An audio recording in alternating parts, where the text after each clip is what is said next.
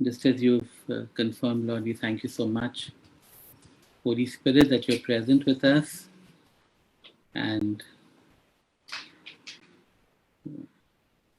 we still say, Lord, that we are not satisfied and we want more of you.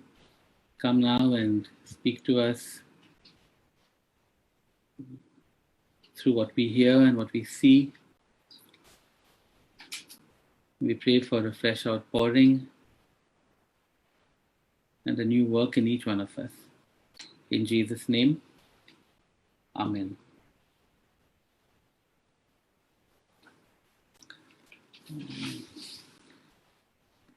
Okay, so today I'm going to do one of my movie sermons. Okay, this is a message that has been sitting with me for 2 years because I didn't have a chance to. Yes, because Avengers Infinity War came out in April 2018. So it's been 2 years since that movie. And the sermon is based on that movie. And I'm sure somebody like Dilip will know immediately what scene I'm going to talk about and what my sermon is. I mean, Akshay knew the moment I said I wanted to speak on Avengers Infinity War.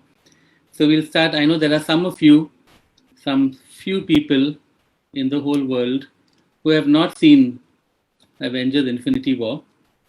Yeah. So I'm going to share screen and give you a small, on a PowerPoint, give you a full list of this PowerPoint. Yeah. Deepa aunty said she doesn't even know what you were talking about. Okay, so let's start with this. You can see the screen? Okay. So we'll start with the villain. The villain in Avengers Infinity War is this guy, Thanos. And Thanos is actually a bad guy with a good heart, or good guy with a bad heart, however you want to say it. Okay. So he is basically an environmentalist, and he feels that the universe is overpopulated and cannot handle all the people in the universe, not just humanity, all the various aliens and all of that. So his plan is that if the whole universe, the population is halved, then things will be fine. Then the people who remain can live nicely. So his desire is to reduce the population of the universe by half. Listen, it's 2 years since this movie, so it doesn't matter. It's all spoiler alerts only. Okay. Then, so in order to do that, there are these 6 infinity stones which control different aspects of reality, like the time stone and the space stone and stuff like that. Okay, soul stone, and each of them has powers. And he has something called a gauntlet. Can you see that thing over there, that glove? It's called a gauntlet, the old word for glove. It sounds much more powerful when you say gauntlet. And the plot is this, that he wants to get all the 6 stones and put them on this gauntlet. And with each stone, he gets more and more power. But when he gets all 6 stones, he has the power to do basically anything he wants to. So the plan is this, that he will get all the 6 stones, put them on the gauntlet, and then when he snaps his fingers, whatever he thinks will happen. And his plan is to snap his fingers and to think that half the universe's population will vanish. And then that is what will happen. Okay. So that's the plot. Okay. So the whole movie is him going after these stones and trying to collect all the 6 stones. Okay. Deepa aunty, nod your head if you've understood the plot so far. If you've understood, everybody's understood it, I'm sure. Okay, so that's what's happening. Now, who is opposing him are the Avengers. Okay, that is a really crowded screen. I counted 21 of them. Okay. So these 21 guys are also racing all over the universe, trying to make sure the stones are with them or the stones are protected or whatever, so that he cannot get the stones. Okay. With each stone, he gets more and more powerful. 21 Avengers, the only one who really matters, literally the only one who matters in this movie is, where's it gone? Where's my, actually what has happened to my screen? I don't know. See this in my screen? Okay, got it. The only one who matters in this is Doctor Strange. Okay, Doctor Strange is one of the Avengers. He has the time stone, and so he can manipulate time. He can just look into the future. He can go into the past. He can do all kinds of things with time. And really, for the sake of in fact, for the sake of the whole movie, the only person who matters is Doctor Strange. And so my sermon today is called "The Strange Behavior of Doctor Strange." Okay. With that background, we're going to go to the first clip. I'm going to share a couple of clips of the movie, and unfortunately, I couldn't download this clip, which means I'm streaming it straight from Hotstar, and I hope it goes clearly. There are subtitles. This first clip is 3.5 minutes, and you will see Thanos fighting with Iron Man, who's another of the Avengers. And this is the one time, the only time in the movie, or that means the only time that it is possible to thwart Thanos' plan. Okay? Because he cannot get one stone, he cannot get the time stone, and without the time stone, he cannot get the last stone. He's got 4 stones, but he is not able to get the time stone from Doctor Strange. And without the time stone, he can't get the last stone, which I think is the Mind Stone. So that is the situation here, the only time that Thanos can actually be thwarted. So let us look at that scene.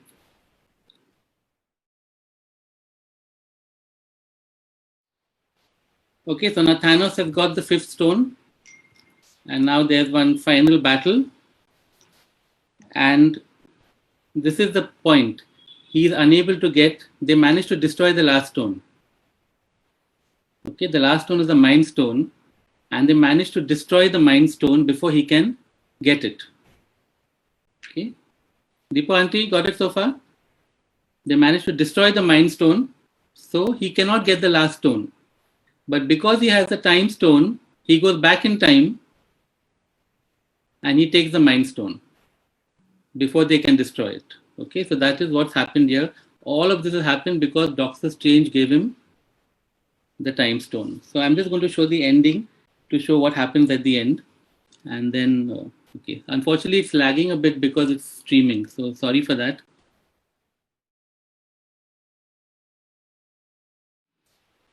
So he gets his way, and he snaps his fingers, and basically not just half of humanity, most of the Avengers, all across the universe, half the population of the universe just dissolves, disappears from existence, including Doctor Strange. Okay. All of this happens as a result of Doctor Strange's decision, and the point is this. Why did he do that? Because he knew something that nobody else did.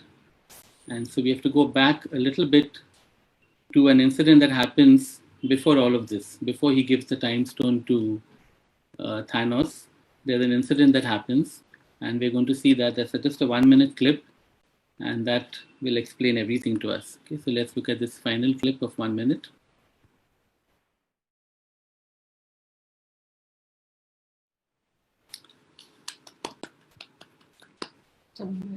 Neela's clapping it. Sometimes Hollywood gets it right.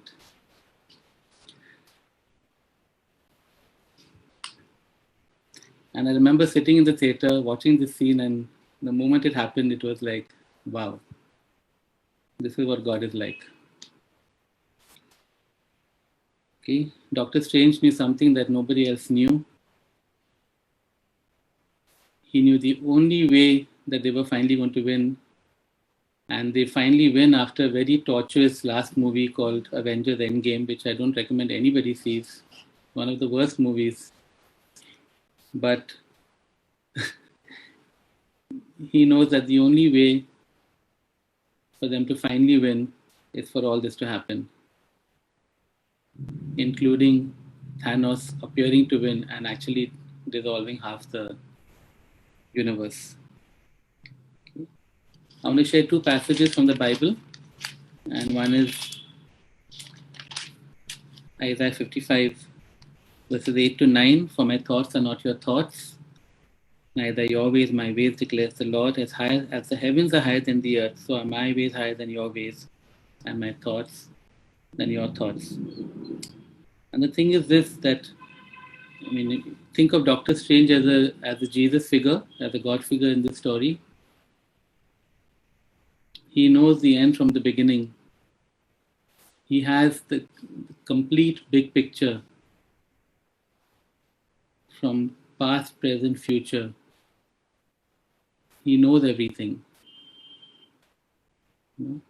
And often when we use this verse, we say, well, God's ways are mysterious.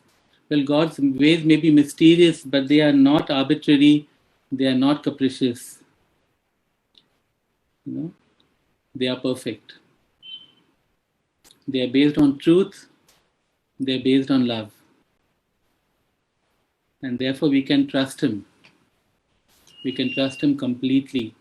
And so often things happen and we're confused and we wonder and we are baffled and we argue and we fight with Him and all kinds of things. But behind it all is the fact that His thoughts and His ways are not ours. They are so much higher, but they're always based in truth, in reason, in love, in what is best for us. And that's what we see in the story as well. Doctor Strange knows the only way that they can save the universe is at this point in time letting go. And I think that so often is true for us. We're holding on to something so precious. Sometimes it's our independence, maybe a job, maybe a relationship, maybe a possession, maybe an idea. And I feel like the times when sometimes you just got to let go in order for God's perfect plans and purposes to come to pass. And so God's ways may be mysterious, but we can completely trust in them. And the second verse I want to look at is Romans 8, verse 28. Again, something that a lot of us can probably recite in our sleep. And we know that in all things, God works for the good of those who love Him, who have been called according to His purpose. And that's the second thing. We can fully trust the goodness of His thoughts and ways and all He does because He is doing it for our good. And it was wonderful that Pavni chose that song, Goodness of God.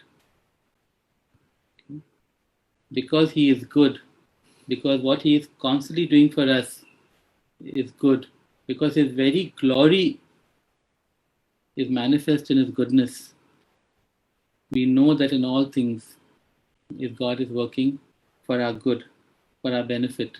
There's another verse, Romans 12, verse 1, I think that is, verse 3 probably, verse 2 or 3. His good, pleasing, and perfect will. That is what He is working out for you and for me. And we never have to be in that situation of being baffled and confused, leave alone blaming Him and getting upset. Because He sees the end from the beginning. His thoughts and ways are far above us. And even when things seem to be going completely wrong, He's working out His wonderful ways. For us. Please note, it's for us. No, He's not doing some grand plan for the universe. It's for you and me. I think that's the difference. No, a lot of other religions have this notion. God is working out some amazing grand master plan. No, it's for you and me. For the good of those who love Him, who have been called according to His purpose. And the cross is a perfect example of this movie illustration. Think of Thanos as Satan. Satan snapped his fingers and he thought he'd kill the Son of God. Along with all of humanity, forget half of the universe, all of humanity was going to go to hell along with Jesus once he got Him on the cross. But Jesus knew, like Doctor Strange knew, that victory was only possible through the cross. It was only by letting go, by giving up, by not being rescued by His angels or His disciples for that matter, by not exercising the authority and power that He had to avoid the cross. He knew it was only through the cross that Satan was going to be defeated. Okay. In Mark 8, verse 31 to 33, It says he then began to teach them, that is the disciples, that the Son of Man must suffer many things and be rejected by the elders, chief priests, and teachers of the law, and that he must be killed and after 3 days rise again. He spoke plainly about this, and Peter took him aside and began to rebuke him. But when Jesus turned and looked at his disciples, he rebuked Peter. "Get behind me, Satan," he said. "You do not have in mind the things of God, but the things of men." The cross was not Satan's master plan. The cross was the things of God. And that's what Peter and the disciples did not realize. And that's what Jesus knew without a shadow of doubt, that the cross was the things of God. Okay. And I want to move straight from this into communion, to stay in this place of receiving the word. For me, the communion really is part of this message today, that what we have learned of God's goodness, or what we've learned of God's ways, are manifest so perfectly in the cross. That even on the cross, God was working all things for the good of those who love Him and who have been called according to His purpose. He was working on something amazing for you and me. And through that seeming utter defeat, was something glorious that was going to emerge. Okay, look at Philippians 2, 6-11. Christ Jesus, being in very nature God, did not consider equality with God something to be grasped, but made himself nothing, taking the very nature of servant, being made in human likeness. And being found in appearance as a man, he humbled himself and became obedient to death, even death on a cross. Therefore God exalted him to the highest place and gave him the name that is above every name, that at the name of Jesus every knee should bow in heaven and on earth and under the earth, and every tongue confess that Jesus Christ is Lord, to the glory of God the Father. Look at Jesus' journey from humbling to humiliation to exaltation. And because of that, there is hope for you and me.